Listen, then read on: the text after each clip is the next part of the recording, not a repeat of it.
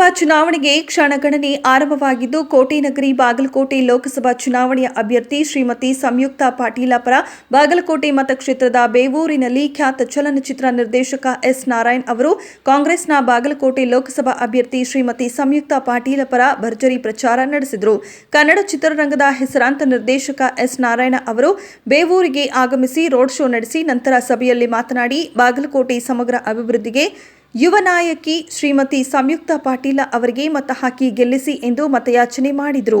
ಇನ್ನು ಇದೇ ವೇದಿಕೆಯಲ್ಲಿ ಕಾಂಗ್ರೆಸ್ ಅಭ್ಯರ್ಥಿ ಶ್ರೀಮತಿ ಸಂಯುಕ್ತಾ ಪಾಟೀಲ ಮಾತನಾಡಿ, ನನಗೆ ಒಂದೇ ಒಂದು ಅವಕಾಶ ಕೊಡಿ, ಬಾಗಲಕೋಟೆ ಅಭಿವೃದ್ಧಿಗೆ ಹೊಸ ಅಧ್ಯಾಯಕ್ಕೆ ಪಣ ತೊಟ್ಟು ಕನಸು ಕಟ್ಟಿಕೊಂಡಿರುವೆ, ನನಗೆ ಆಶೀರ್ವದಿಸಿ ಎಂದು ಮತಯಾಚಿಸಿದರು.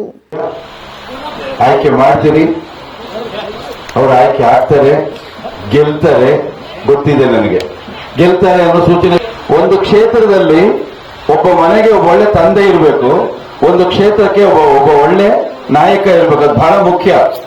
ಯಾಕೆಂದ್ರೆ ಈ ಭಾಗದಲ್ಲಿ ಬಾಗಲಕೋಟೆ ಹೇಗಿತ್ತು ಅನ್ನೋದು ಇವೆಲ್ಲ ನೋಡಿದ್ದೀನಿ, ನಾನು ನೋಡಿದ್ದೀನಿ.